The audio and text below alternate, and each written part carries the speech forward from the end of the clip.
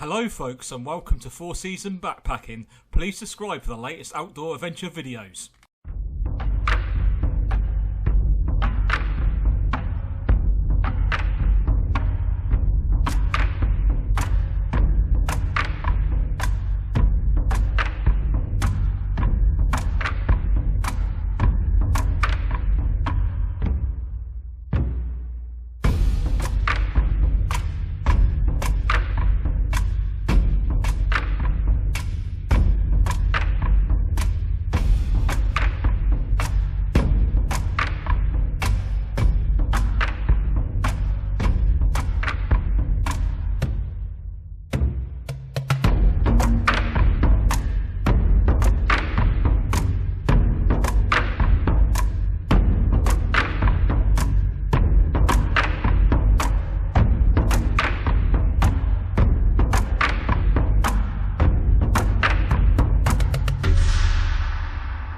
Okay folks, well this is just left Okehampton.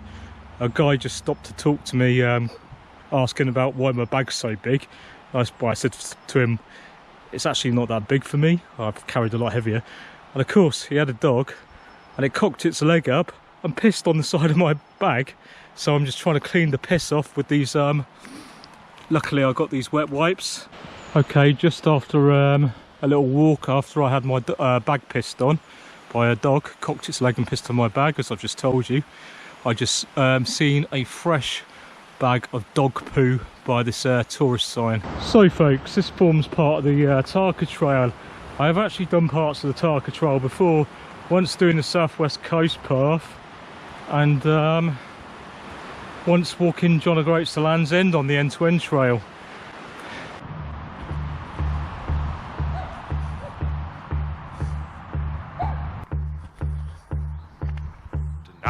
I'm feeling mean, I'm feeling mean. Tonight I'm feeling mean, I'm feeling mean. Tonight I'm feeling mean, gonna make an ugly scene. Tonight I'm feeling mean, I'm feeling mean. Tonight I'm gonna pick myself a fight. So folks, there's a small amount of snow left in patches, not much. It's hard to believe the place was covered in snow only a day ago. Then I'll bust that sucker's lead, 'cause tonight I'm feeling mean, I'm feeling mean. I'm feeling mean, I'm feeling mean. The meanest hunk of meat anyone's ever seen. Get out of the way of the hurricane. There's a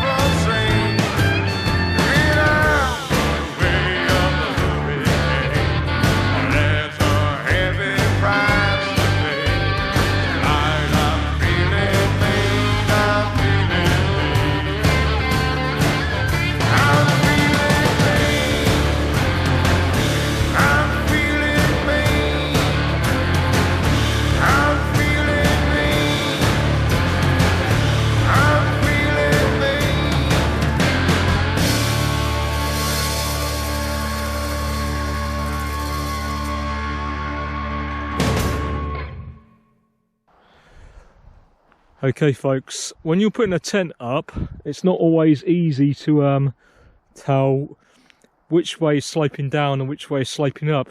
On this occasion, that end looks like it's sloping up and my head should be that end, but I've tried it out. And in fact, that end is actually higher up. It's just like, there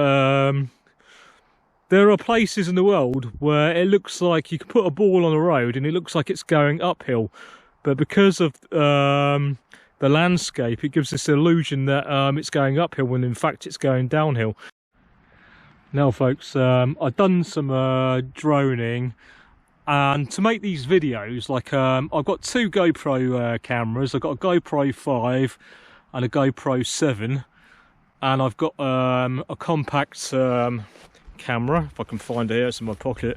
I've got the G9 X. I've been a travel photographer and hiking photographer for, I don't know, 20 years a travel photographer, probably actually 30 years, but hiking photographer 10 years. And I've had SLRs, big cameras, but in the end I prefer a decent compact camera. This is a really good one. And to be honest, the stuff how I've only just experimented in making money with photography. After all these years, I got fed up of taking loads of photos and just getting nothing back from it. So now, yeah, I've started putting my photos up on a stock photography sites. I'll talk a bit more about that in this series of videos. But yeah, to do the photography and the droning and everything else, obviously got to organise the hike and look where I'm going on the map. It's a lot of hard work doing all this at once. It's seriously, but I do enjoy it. I do actually enjoy it because you don't make any. The truth is, you probably need at least 20,000 subscribers on YouTube before you make a smallish profit, like enough to live on. Very basically live on, probably, if you know what you're doing, if you're marketing yourself right. But at the moment I'm just doing it for the love of it, but I'd like to make some money in the future from it, so I'm working hard at it. And tonight's campsite, it's not supposed to be windy in the morning or night, but I think it might rain tomorrow. There's my wee tent. My winter set up. It's supposed to be 1 Celsius tonight. It's probably colder up here because I'm higher up. Below it's 1 Celsius, probably going to be below 0. But it is the coldest part of winter, really, in February. So I've got a silk liner inside my Ascent 900 Rab sleeping bag, and I've got a mountain equipment emergency bivvy. Very lightweight, thin bivvy. It's like just like a raincoat, basically, a ultralight raincoat sort of thickness to this bivvy. And I've got some of these, as I always take with me. I sometimes use a hot water bottle, but I'm not by a stream at the moment, so I use these tonight. And I'll be perfectly fine. I might not even need these because this is a very warm setup. I mean, apparently this sleeping bag is okay for Norway, so that's what it says anyway. I don't know whether that's true or not, but it's that I can vouch for it. It is a very warm sleeping bag. Okay folks, well, instead of taking my gas cooker this time, I bought a solid fuel stove, hexi stove, solid fuel cubes. You can get them from Army Surplus, dead cheap, really cheap. It works better than the gas in this cold weather, and it's also actually lighter. But you don't have to go through a lot of these cubes. But this, I've seen what this. I've not used it with this yet, I don't think. So let's see how it goes. See if it boils the water, how fast it boils the water. Okay, there's a hexi stove alight now. It's not actually that windy at the moment, but there's a little breeze. So we'll see how this shelter goes anyway. Well, there's some nice flames on there now. I've got a protection for the grass underneath, a metal thing, so hopefully that's all right. Some kind of tin thing, and I'll use these to clean my stuff with when I'm not by a water source. So that's going good. should be done soon. I think it's just enough to boil water for a pot noodle, and there's hardly any wind and I'm using the wind shelters, but I'm a bit worried about it burning my handle there. Don't really want to get any toxins in the water. See, look, that.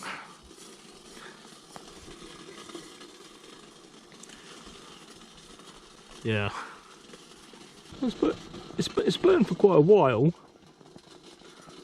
It's just enough to do the pot noodle, I think. I hope that's hot enough. Maybe I should put another one in. Yeah, it turns out that one of those cubes is just enough to do a pot noodle, and I had a little bit of water left over as well. So that's if this is in winter. About 1 Celsius at the moment, with a wind guard, with hardly any wind, just a breeze, and a silver thing on the bottom of it to reflect the heat as well.